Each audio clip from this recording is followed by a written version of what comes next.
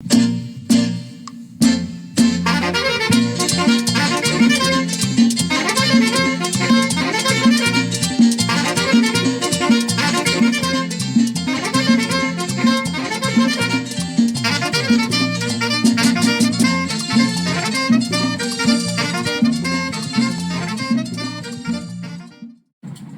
noches, saludos a nuestros estimados teleaudientes de Saleca TV, Canal 10 Telecable El Cercado, a los fieles seguidores de Ventana Cultural RD, un proyecto comunicacional en el que tratamos de hacer comunicación para un mundo mejor, para una sociedad mejor. Le habla su amigo el profesor Francisco Suazo. Me acompañan como siempre, o como casi siempre, mi tutor y maestro Alejandro Albero Palanco, y nuestro invitado de honor esta noche, Juan Gómez, que es ingeniero electromecánico, mención energía, y después pues completó la ingeniería civil, y después las obligaciones del cargo que ocupaba en una oportunidad que era el de superintendente de electricidad lo llevaron a estudiar economía en INTEC. Sus dos primeras formaciones son de la Universidad Autónoma de Santo Domingo, la primera de América, y pues la segunda, como todas las personas sensatas cuando se sienten desafiados, ¿verdad? En esa oportunidad se sintió desafiado en la posición de superintendente de electricidad porque esta función tiene un alto componente económico, y entonces completó también su formación en economía en el Instituto Tecnológico de Santo Domingo, mejor conocido como INTEC. Así que Juan, buenas noches. Hoy vamos a hablar nosotros de energía, de todo lo que tú entiendas que el pueblo debe saber sobre energía, sobre el Sistema Eléctrico Nacional Interconectado, CENIC, etcétera, etcétera, etcétera.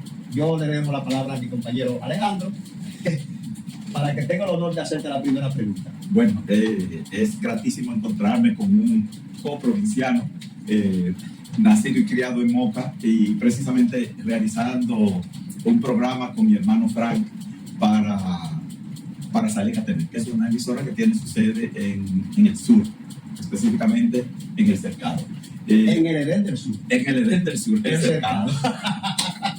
Cuando hablamos de, claro, energía se dice de muchas maneras, pero obviamente Juan es experto en energía eléctrica. Yo quisiera hacerle una pregunta tremenda, Juan. ¿Es soluble el problema energético de la República Dominicana? Yo previamente quiero agradecerle a ustedes el inmenso placer, la inmensa dicha de estar con dos amigos, un culturano, y con Francisco y Alejandro. Gracias por permitirme llegar a todos aquellos. Hoy día, aunque el programa tiene su matriz en el Cercado, pero ya sabemos que por medio a las redes sociales nos pueden estar viendo ahora en Suiza, como nos pueden estar viendo en mi campo de Moca. Es decir, un saludo a todas aquellas personas que me siguen a ustedes, y yo realmente agradecido de la invitación. Mira, es un tema hasta filosófico, aquí está envuelto un libro. Yo creo que todo problema tiene su solución, y uso mucho una frase de que todos los problemas vienen con la solución grapada. A veces nos nublamos, nos cegamos y no la podemos lograr ni siquiera ver. Pero eso no es en el área eléctrica, eso es en el área de la vida. Eso depende de cómo uno enfoque. Y sí, claro, sí tiene solución, y además que tenemos las experiencias de muchísimos, la mayoría de países pasaron por situaciones similares a las nuestras y hoy pueden presentar resultados. La diferencia está en cómo lo enfoco, en la planificación que haga, y además en el seguimiento que se le dé. Porque como país, y hoy me lo voy a tratar de lucir porque hay demasiados libros aquí, ustedes vieran televidente lo que ocurre aquí, fuera de cámara, dentro de cámara. Yo creo que quisiera hacer una reflexión que no tiene que ver ni con electricidad ni con energía. Y es que como país debemos de ver hacia adelante. ¿Por qué? Porque nosotros los políticos muchas veces vemos esto con un cortoplacismo muy la vista no nos llega lejos. Y, por ejemplo, está Francisco, que llega a la presidencia de la República, hay un plan y empieza a desarrollar un plan, pero viene Alejandro y no continúa ese plan que llevaba Francisco, aunque estuviera bien, porque ya no es, si lo hace Alejandro, no, eso es de Francisco, no es de Alejandro. Nosotros tenemos que como país replantearnos. Y el tema de la educación, el tema de la electricidad, el tema de la salud, todo el tema de las soluciones viales, el caos del tránsito, tenemos que planificar a mediano y largo plazo, no importando qué partido dirige el país, y echemos ya por fin este país hacia adelante. Ya nosotros como República Dominicana no resistimos más a estos vaivenes que muchas veces nuestros partidos han llevado a la población. Creo que debemos de madurar como clase política, de poner primero nuestro país adelante y luego entonces venir con los planes de desarrollo en las áreas que he mencionado a modo de ejemplo, pero esto tenemos que llevarlo a todas las áreas. Todas las áreas. Ya cuando empezamos a ver esto, por ejemplo, yo pongo un ejemplo. En todas las ciudades del mundo, donde ya se cuentan más de 2 millones de habitantes, por ejemplo, la solución al tránsito, al transporte masivo son los metros.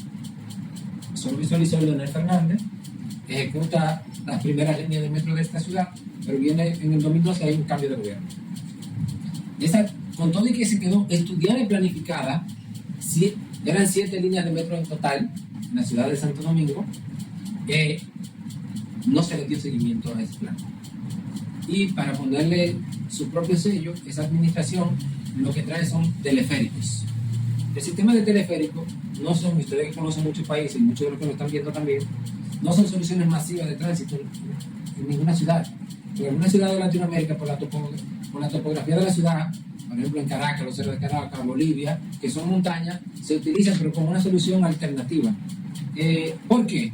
Porque, por ejemplo, la gente viene dando vueltas las cabinas y cree que es la cabina que están dando vueltas. No, las cabinas están fijadas al cable y es el cable que siempre está girando y mueve las cabinas. Entonces, ¿qué ocurre con esto? Que yo no puedo entrar ni sacar el número de cabinas dependiendo de las horas picos. Entonces, es ineficiente porque a todas horas está dando vueltas. Entonces, por eso vemos que muchas de estas cabinas, no importa la hora que fuere, vemos que va un pasajero, 2 pasajeros, vacías. Es ineficiente, mientras que los metros, tú vas metiendo vagones dependiendo de las horas pico. En hora pico aumento mis vagones y doy un buen servicio. Ahora, eso pasó con la administración pasada, pero en el 20 vuelve y cambia de administración. Se quedan paralizados los planes del metro. Y en el 20 dejan en la oficina que estaba manejando el tema de los teleféricos la misma persona y se continuaron otros proyectos de teleféricos en San Carrizo y en Santiago. Pero ahí vemos la misma problemática que tienen ya los que existían, de el poco uso, la poca funcionalidad, y que esta administración del presidente Abinader continúa un pequeño tramo de una línea de metro que estaba estudiada. Esa línea de metro iba desde San Luis hasta el hospital que le llaman Los Americanos, Los Alcarrizos, pero iba por debajo. Esta administración, como hizo teleférico en un tramo de Los Alcarrizos, está llevando esta línea de metro desde el kilómetro 9 hasta la entrada de Los Alcarrizos, pero por arriba. Ustedes ven que hay inclusive una contaminación visual, no se ve una obra elegante, adecuada a una ciudad moderna, porque debió de ser por debajo, para bien. Ahora, este gobierno está solamente pensando en ese metro ahí, porque ahora ellos quieren tener su propio sello, y lo que están proponiendo ahora es un monorriel. ¿Ustedes entienden? Mientras sigamos como país viendo las cosas por pedazo, decían en mi campo, por retazo, las cosas no vamos a hacer como quisiéramos. ¿Por qué? Porque el monorriel, bueno que la población dominicana lo sepa, también tiene limitantes. ¿Por qué? Porque el monorriel, desde el día que se inaugura, se sabe la capacidad que tiene y no se pueden aumentar. De ahí tenemos ya una limitante. Los metros sí yo puedo seguir aumentando vagones, aumentando líneas, aumentando los tramos. Entonces, ¿por qué? Porque este proyecto inicial, y el que conoce un poco la ciudad capital, esa línea que iba desde San Luis hasta Los Americanos, se iba a interceptar por otra línea que iba desde la prolongación 27 de febrero y iba a interceptar la Kennedy, iba a venir toda la 27 de febrero, iba a cruzar el puente, iba a llegar hasta el aeropuerto. En la mayoría de ciudades, tú recientemente fuera, siempre llegan líneas de metro a los aeropuertos. Entonces, inclusive el puente Juan Bosque, el vicepresidente Fernández, porque lo inauguró Hipólito, porque no dio tiempo de inaugurarlo, lo inauguró Hipólito, hay un carril que ustedes ven que tiene un muro separado.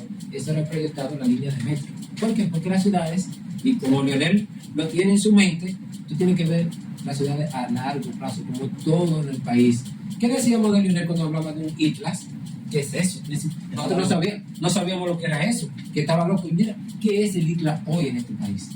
Yo inclusive tengo gente muy cercana formándose que se ha formado en el ITLAS. Pero con el Community College de San Luis, cuando Leonel habló de Community College, yo en lo particular, yo muchacho de campo, ni sabía lo que era. Y miren lo que es hoy. Entonces, así es que tenemos que ver estos países, porque si no, nunca vamos a superar todos los escollos que tenemos. Entonces, sí, te di mucha vuelta, pero la respuesta a la pregunta es que sí tiene solución. Y la solución tenemos que empezar a construirla cuanto antes. ¿Por qué? Porque nosotros como país, nuestra economía no resiste más seguir arrastrando este lastre del sector eléctrico, que se traduce en un gran lastre fiscal, financiero para el país. Juan, como este es un programa orientado a la educación, y lo ven muchos estudiantes, y también lo ven muchos dominicanos fuera del país que quieren conocer cosas de sus países, yo quiero que tú le expliques a la audiencia cómo está conformado el sistema eléctrico. Pero un sistema eléctrico tipo de cualquier país tiene 3 grandes subsectores. En algunos países son 4, y les voy a explicar cuáles. Mire, tenemos que la electricidad que necesitamos, tenemos que generarla. Hay grandes centrales de generación. Esa es la parte de generación. Ahora, eso que yo genero en un lugar mayormente alejado de los centros urbanos, tengo que transportarlo a los centros urbanos, a los centros de consumo, mediante líneas de transmisión, que funcionan como funcionan las autopistas. Si yo quiero ir de aquí a Moca y por la autopista de Duarte, es lo mismo. Pero estas autopistas son eléctricas. Todas esas torres que vemos cuando salimos de cualquier ciudad del mundo, esas torres, mediante esas torres genero, lo transporto hacia los centros de consumo, y cuando llego a los centros de consumo lo distribuyo, que es lo que nosotros como usuarios vemos. Ahí es que prendemos un abanico, prendemos un bombillo, ya esa es la parte de distribución, que en otros mercados, que no es de la República Dominicana, la distribución está dividida en 2 partes, en distribución y en comercialización. Distribución, vamos a verlo de manera llana, es el manejo técnico de todos los cables, la instalación de medidores. Ahora, la comercialización, todo lo que tiene que ver con la facturación, los cobros y esa parte. Entonces, eso es un sistema tipo de cualquier país del mundo. Tengo que generar, eso que genero tengo que llevarlo donde se consume, y cuando llega a ese centro de consumo tengo que distribuirla. Eso es, grosso modo, un sistema eléctrico en cualquier parte del mundo. Alejandro, antes de que tú hagas la próxima pregunta, le pedimos a la teleaudiencia que si ha llegado hasta aquí y le gusta el programa, que no dé like en Ventana Cultural RD. Y voy a pedirte una pausa, vamos a hacer una pausa hasta la próxima pregunta, y luego de esta pausa Alejandro hace la próxima pregunta y continuamos. Gracias, retornamos de nuevo. Alejandro retoma. A propósito de la pregunta anterior, ¿qué tenemos en la actualidad? ¿Y cuáles serían, digamos, que los pasos a dar en el corto, mediano y largo plazos? Alejandro, mira, hoy hemos estado cosechando como población parte de lo que hablaba del principio, la falta de planificación y de inversión en el sistema eléctrico, es lo que nos ha llevado a nosotros como República Dominicana a largas tandas de apagones, a la propia calidad de la electricidad que recibimos. Tenemos problemas, muchas veces hay un corte de la electricidad, como dice la gente, se va la luz y retorna, que entra y sale, parece un arbolito, parece que la Navidad llegó antes, como en algunos países de Latinoamérica, y nos daña entonces nuestros enseres, nuestros electrodomésticos, los equipos electrónicos que todos tenemos, que son muy sensibles. O sea, hoy día tenemos un problema serio en República Dominicana en la parte de distribución. Tenemos empresas distribuidoras, y en nuestro país funcionan 3 grandes empresas distribuidoras públicas, de norte, de este y de sur, y en estas empresas hemos tenido los mayores niveles de ineficiencia de algún equipo eléctrico que yo recuerde. ¿Por qué? Por ejemplo, usted se refiere a esta última gestión. A la gestión del 2020 hacia acá. La población es muy inteligente y le pondrá nombre a eso. En esta gestión de ya 5 años de administración, por ejemplo, hay indicadores tan importantes como las pérdidas eléctricas. ¿Qué son las pérdidas eléctricas? Es sencillo. Si nosotros estamos aquí en una majestuosa biblioteca, si ponemos un negocio de venta de libros y compramos libros a 100 pesos, pero ¿qué ocurre cuando la colocamos en el mercado? Por cada libro de 100 pesos nos retorna 60 pesos. ¿Qué pasa con esa empresa? Se está perdiendo un 40%. Perdiendo 40 pesos. Entonces, para las empresas distribuidoras, la pérdida, el libro de la empresa distribuidora es energía. Entonces, ellos, la energía que colocan, que le compran y que tienen que pagar a los generadores, están perdiendo más de un 40%.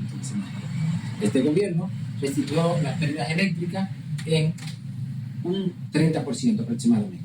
Que todavía es mucho. Sí, es bastante.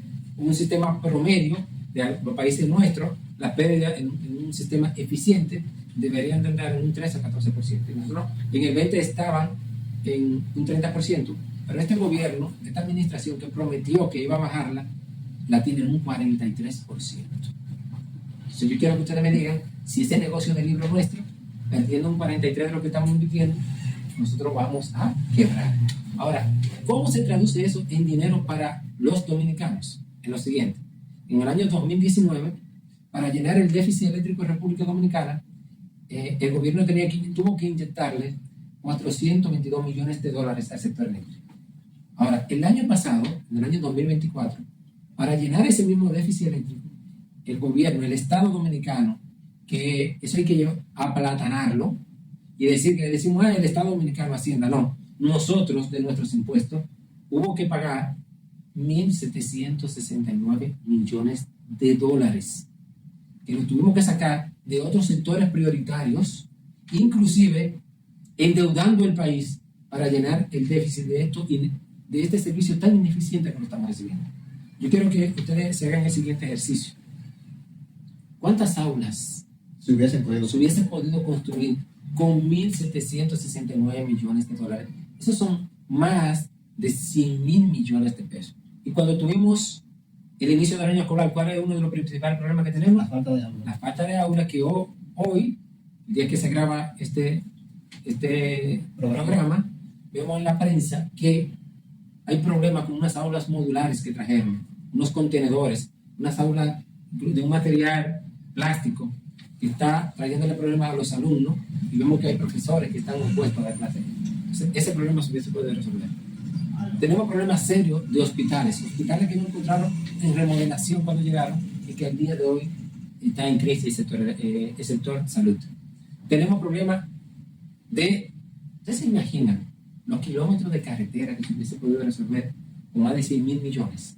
Esa es la autopista Duarte, que yo la llamo la autopista de la muerte, porque los trabajos que han iniciado tienen más de 4 años y medio haciendo, no se le ve fin, pero no se le ve un diseño, no se ve ingeniería ahí. Hay otro sector, y otro más humano. Tenemos admitido por la propia administración Abinader de paciente que le receta un medicamento de alto costo, que ese departamento, el Ministerio de Salud Pública, ha dicho que no tiene suficientes recursos y que una persona que tiene que ir a darse una quimioterapia, que su vida depende de eso, la ponen en una cola de receta, en una fila. ¿Ustedes se imaginan cuánto su vida se puede resolver? Y así nos vamos por el área que ustedes deseen y vemos que hay problemas, entonces estamos quemando más de 100.000 millones de pesos en el sector eléctrico.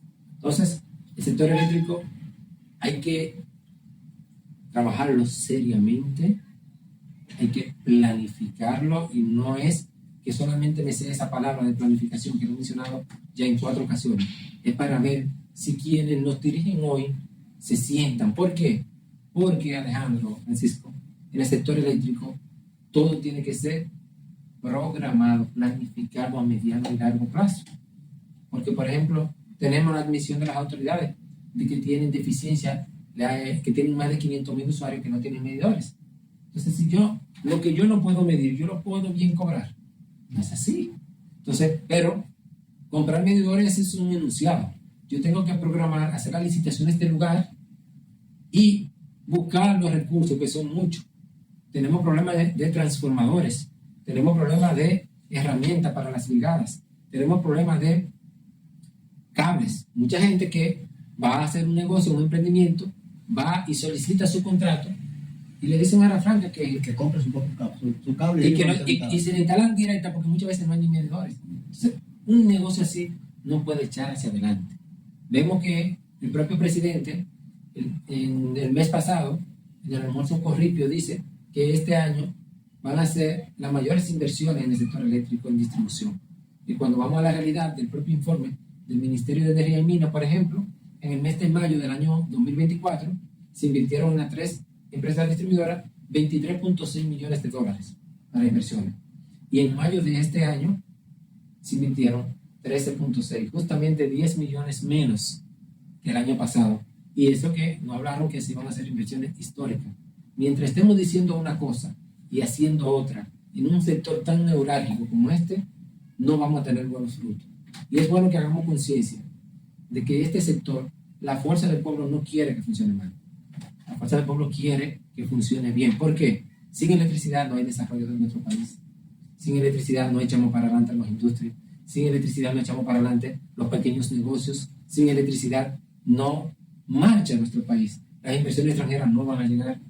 Sin electricidad confiable, los turistas no van a llegar. Entonces, es primordial empezar y trabajar este problema como un proyecto país para echar hacia adelante nuestra gloriosa tierra.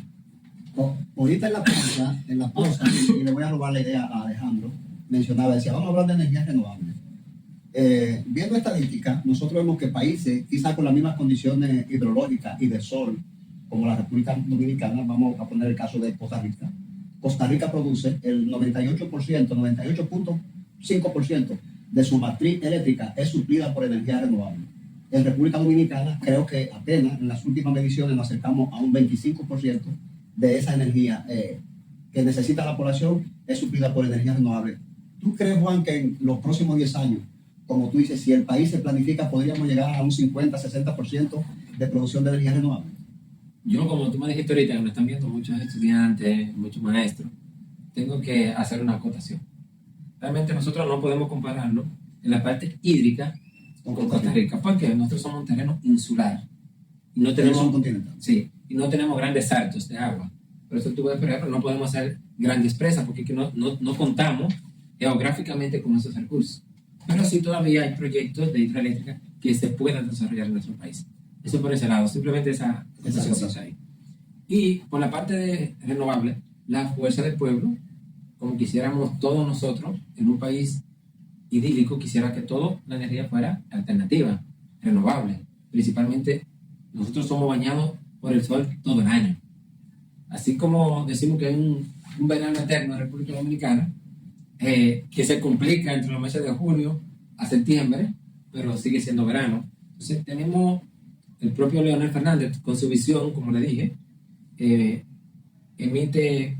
se trabaja la ley 5797 de energía renovable y se emite en base a esta normativa que se han ido desarrollando todos los parques eólicos y solares que hay en nuestro país. Inclusive, antes de salir del gobierno, se inauguró el parque eólico Quirvio Cabrera y Los Cocos en Pedernales, o sea, con viento, con aerogeneradores, que todavía hay proyectos que están ahí. Inclusive esos proyectos se extendieron, ya no son 2 parques que existen ahí, son 4, se van agregando más capacidad, más potencia. Tenemos también en la zona de la línea noroeste, tenemos proyectos también eólicos, y lo que se ha expandido más es la parte de solar en nuestro país. Hay un organismo que le llaman la Comisión Nacional de Energía, ahí se hicieron unos estudios de las administraciones pasadas para ver en los lugares de República Dominicana que fuera más factible instalarse. Ahora, ¿qué pasa? Ya tenemos que ir a otro estadio, porque en esa época de inicio de la ley, instalar 1 kilo de energía solar era una tecnología todavía muy costosa, muy limitada, que podía salir hasta en $5,000 un solo kilo. Hoy día, con la entrada de China desde hace años ya al juego, en la parte de producción de paneles solares, puede rondar en $700, $800. Entonces, por eso todavía que se han masificado. Ahora, falta una pata en esa mesa. Y es la siguiente, que los parques que se han instalado no tienen almacenamiento, no tienen baterías. Entonces, es una energía muy inestable para el sistema. ¿Por qué? Porque, por ejemplo, hay un parque solar en Baní, como hay en Monte Plata, está generando, imaginemos lo que es un parque de 30 megavatios. Está entregando 25 megavatios a una hora muy adecuada del día, pero viene y se nubla. Se nubla, cambia aquí de un momento a otro, cualquier día, claro, llueve, decían en mi campo, se nubla y baja de 25 que estaba aportando a 5. Eso baja drásticamente, tú no tienes manera rápida, entonces tú tienes que tener respuestas rápidas o energía en línea que pueda suplir ese pantano. Entonces se me agrega una inestabilidad. Entonces tenemos que ya ir al próximo paso, en instalar bancos de batería que si me baja drásticamente ese parque, tenga energía almacenada que no tenga la necesidad de salir, siga aportando su propia capacidad. Y también que, y bueno que la población sepa, en el mercado mayorista, el precio de la energía tiene que ver con la hora. En las horas pico, en las horas de mayor consumo, es más cara la energía. Entonces, si nosotros tenemos un parque que producimos con sol y tenemos donde almacenar la electricidad, nosotros podemos generar nuestra electricidad, almacenarla y aportarla al sistema a la hora que es más cara, que es lo que hacen mayormente las hidroeléctricas. Las hidroeléctricas, muchas de las hidroeléctricas de nosotros son de paso, entonces ellas almacenan el agua en el día entero y de 6 a 11 de la noche, que son las horas, es que entonces turbinan esa agua, sueltan el agua en la turbina, porque es la hora de mayor demanda y es la hora donde el precio para esas empresas generadoras es más caro. Entonces tenemos esa situación con la energía renovable en nuestro país. No tenemos almacenamiento. Entonces ha crecido enormemente la capacidad, por el tema que le explicaba también de costo, de ya instalar kilos, y por eso ustedes ven que en muchas casas, en estaciones de combustible, en negocios, en empresas, ustedes ven que ha proliferado el tema de instalar paneles solares. Inclusive el propio presidente Fernández, cuando la Comisión Nacional de Energía era dirigida por un vegano llamado Enrique Ramírez, ellos emitieron un reglamento de energía, le llaman de medición neta, en donde si usted tiene paneles solares, hay un momento dado que usted está generando y que no le está consumiendo, lo inyecta a la red. Entonces esos kilos se lo deducen de su factura total del mes, y hay gente que en este país hoy día está pagando 40 pesos, 300 pesos. Hay un costo fijo que tú tienes que pagar y una pequeña diferencia.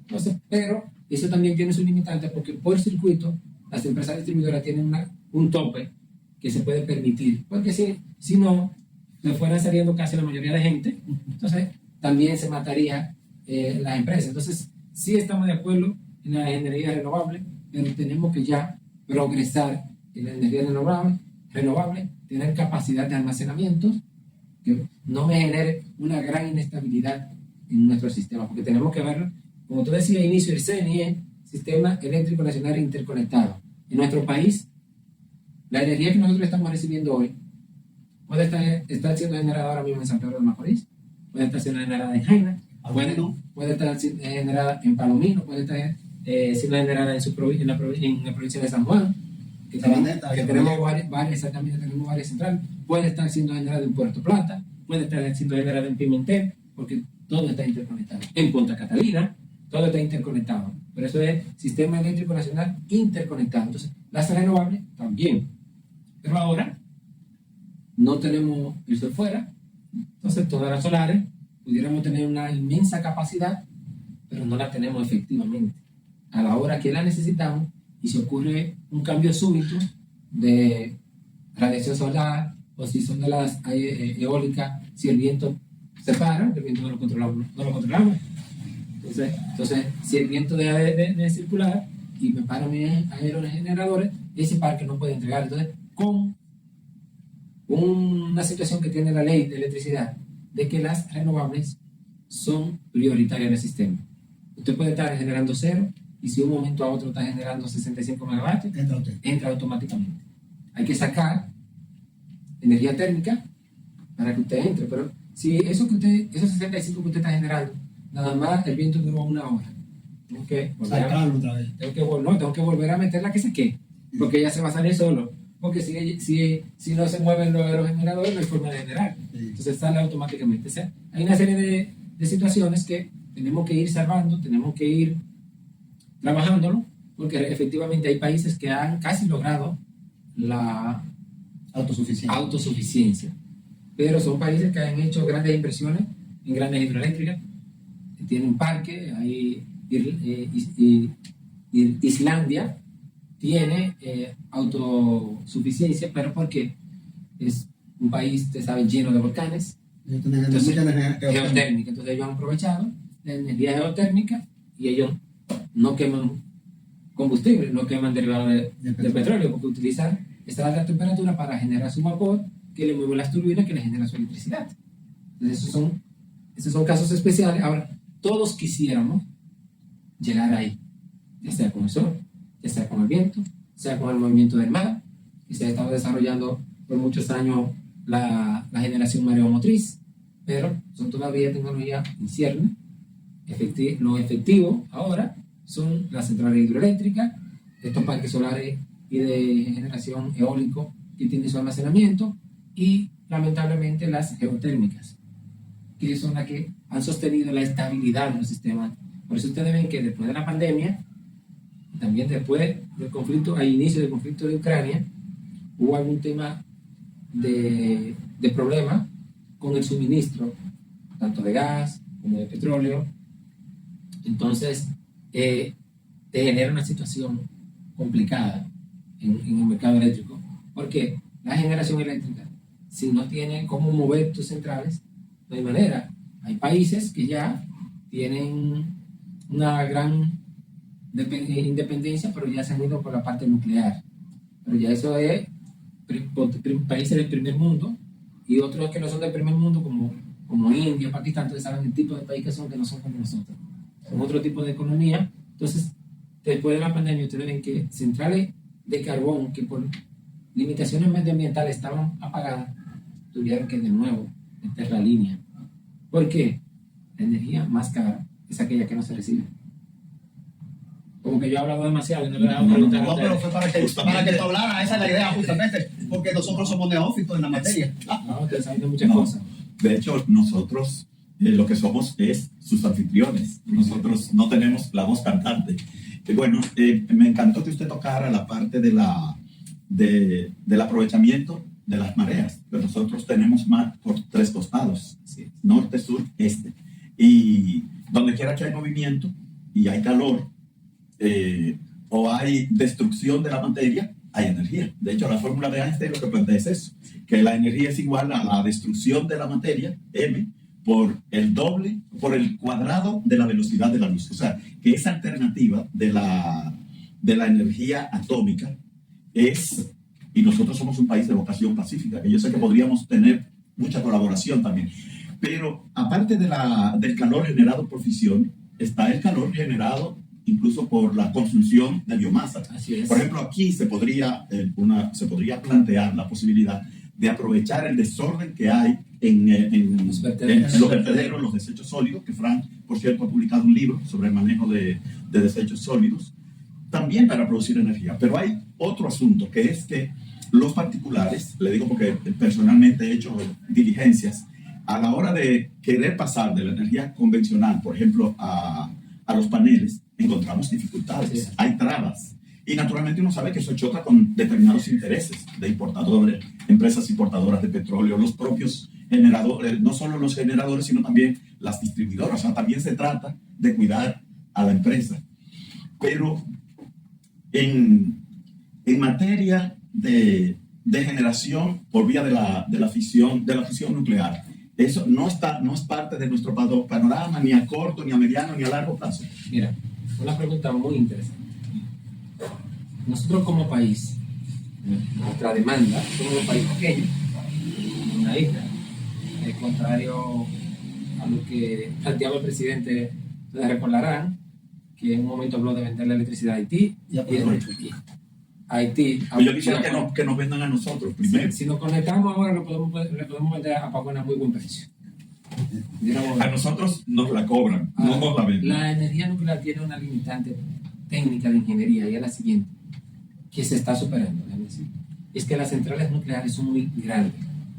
Son centrales de 2.000 megavatios, de 3.000 megavatios, y nuestro mercado, con todo lo que ha crecido, este año, en un momento dado, se consumió 4.000 megavatios, 3.900, casi 4.000 megavatios.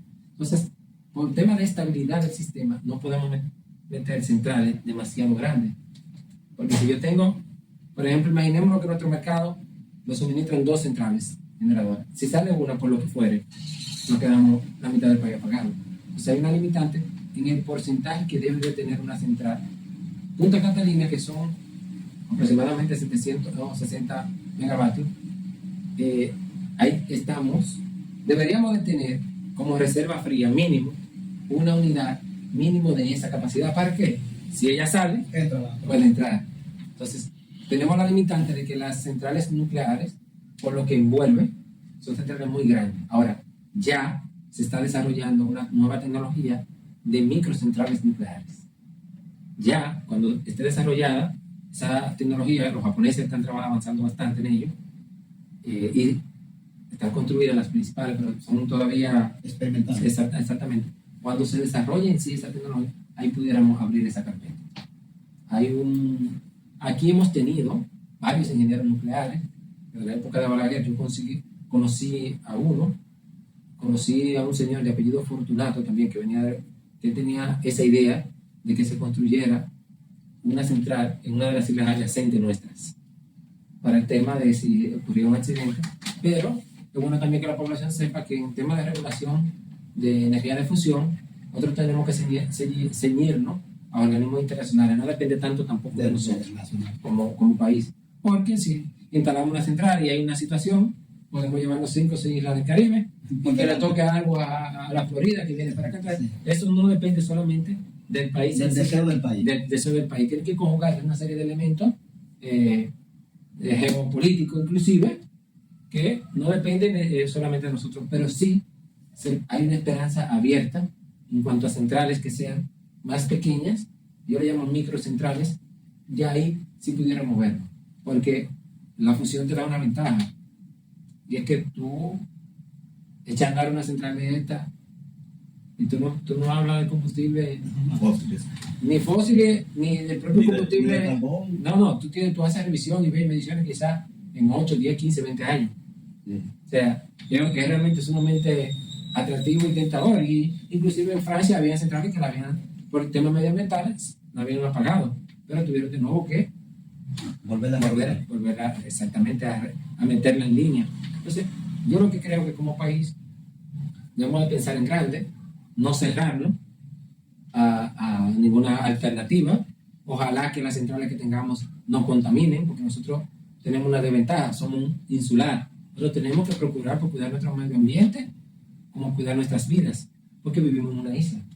Si acabamos con nuestro medio ambiente, no tenemos para dónde coger, porque el vecino ha hecho algo similar, y por el contrario, ellos han estado cogiendo para acá. Pero hay que buscar una manera de que frenar, de que los vecinos no sigan viniendo, pero que tampoco nosotros tengamos que irnos para ningún otro lado. Nosotros debemos de cuidar nuestra casa grande. Nuestra casa grande es la República Dominicana. Bueno, Juan, tú sabes que en televisión el tiempo es un dictador. Y quisiéramos prolongar esta conversación, pero el tiempo se nos agota. Pero antes tú mencionaste en algún momento Punta Catalina. Y bueno, se ha comentado en alguna oportunidad que originalmente Punta Catalina se proyectó para hacer una central en base a gas natural, no en base a carbón, porque sabemos que el carbón es altamente contaminante y que, como tú bien apuntaste, en algunos países incluso muchas centrales a carbón la habían estado sacando de circulación por el tema de la contaminación. Y de ahí se van a derivar una o dos preguntas. Primero, ¿podemos reconvertir a Punta Catalina en una central a gas natural? Y segundo, a finales del gobierno del 2000-2004 se produjo una controversia porque se trajo al país el raw cash, violando alguna normativa ambiental. Yo me pregunto, ¿qué está haciendo el país con el raw cash que se produce en Punta Catalina? Yo quisiera aquí apartarme un poco de la política y ser un poco justo.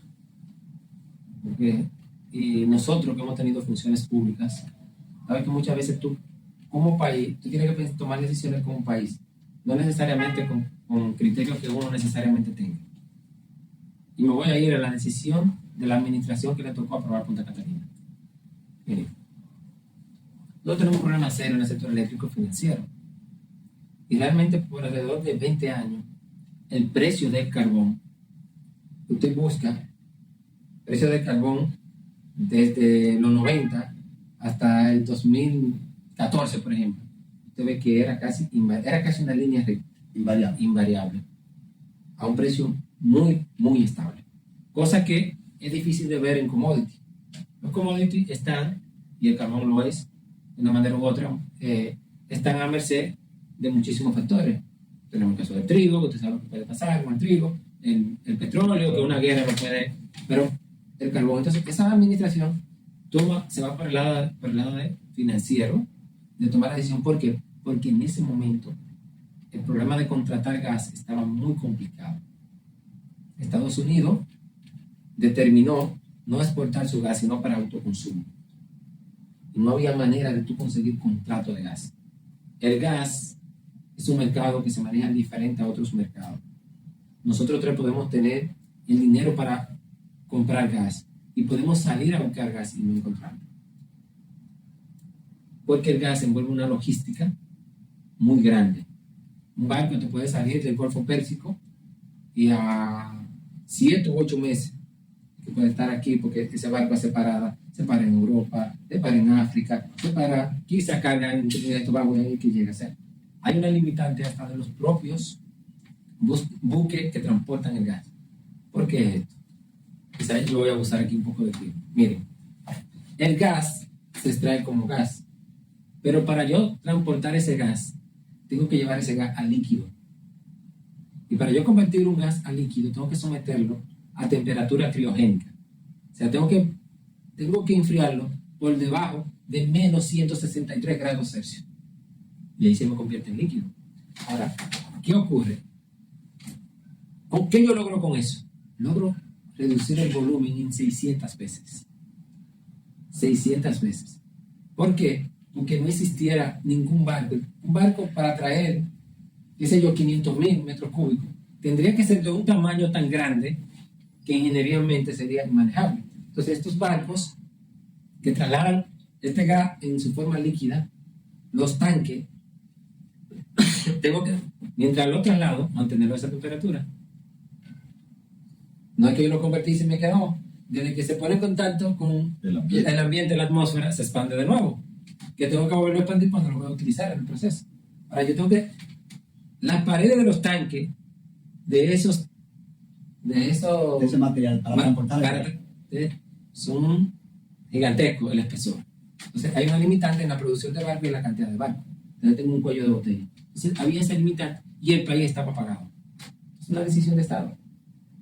Tenemos un problema medioambiental y todo lo que hubo con Punta Catalina, pero en Punta Catalina, y eso la gente no lo sabe, se hicieron unas inversiones de alrededor de unos 120 millones de dólares para todo el tema de control medioambiental. Se hicieron unos silos gigantes de unos 100 metros de altura y de ahí se dan unas mangas. Imaginemos lo que es un gran calcetín, una gran media, cientos de estos que atrapan todas las partículas y lo que sale al medio ambiente no tiene la contaminación que tiene cualquier otra cosa. Y además, ahí se creó un plan de manejo de ese rocas que es la ceniza, en donde si usted sobrevuela esa parte, usted lo que va a ver es grandes plantaciones de grama, porque se hacen unas fosas, esas fosas se impermeabilizan con membranas, se rellena, cuando ya se rellena esas miles de toneladas, entonces se le pone arena, tierra encima y esa tierra se siembra de grama. O sea, el impacto, hay un impacto, toda obra tiene un impacto, hay un impacto, pero no es el que teníamos esos rocas que tiraron ahí en Samaná, ahí llovía, eso se rodaba y contaminaba todo. Aquí no sé, aquí hay membranas que lo protegen. Entonces, se toma la decisión de hacer la central a gas y se deja a carbón, por el tema que tenemos la limitante de gas, y se deja la previsión para que se construya una gemela. Que sería a gas natural. No, se pudiera hacer a gas natural si existiera el muelle para yo descargarla o tuviera el gasoducto para alimentarlo. Pero en Punta Catalina se descarga un barco, por ejemplo, a carbón, y ese carbón nunca ve el sol. ¿Por qué? Se descarga por tubería mediante unas correas que están selladas y eso llega a un gran depósito, pero bajo techo y cerrado todo el tiempo, que te coge más de 200,000 toneladas métricas. Entonces, si ven una foto aérea de Punta Catalina, van a ver, imaginémonos para que la población, como si fuera un gran polideportivo de estos que vemos en los pueblos, pero imaginémonos eso 40 veces más grande. O sea, ahí hay una rigurosidad y unas inversiones que se hicieron para esta central.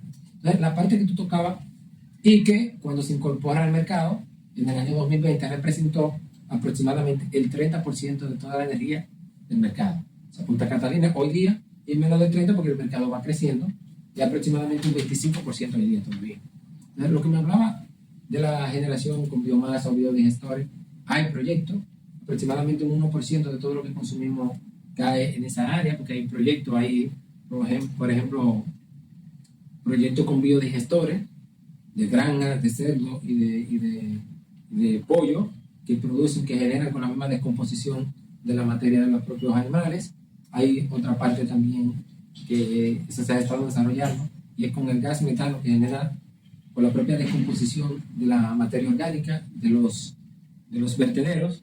También se está aprovechando muy poco, pero se está aprovechando. O sea, son cosas que pudiéramos también, desde una administración del presidente Leonel en el 2028, poder impulsar este tipo de proyectos. Que yo creo que ahí mataríamos dos pájaros de un tiro. Porque aquí, en nuestro país, la mayoría de vertederos todavía son a cielo abierto. Es decir, a mí me quitan la basura de la acera de mi casa, pero me contaminan la casa grande porque van y me la tiran por ahí a cielo abierto. Y recuerden ahorita que yo le hablaba aquí, la casa no es el apartamento donde vivimos, nuestra casa es la República Dominicana y es la que debemos de cuidar. Qué mejor manera de cerrar este encuentro formidable con el ingeniero y economista Juan Gómez. Muchísimas gracias. Le faltó el título más importante, amigos de ustedes. Bueno, Gracias, Juan. Bueno, estimado televidente de Saleca TV, audiencia de Ventana Cultural RD, esperamos que haya sido de su agrado esta conversación y recuérdense suscribirse a nuestro canal. Muchas gracias. Un abrazo.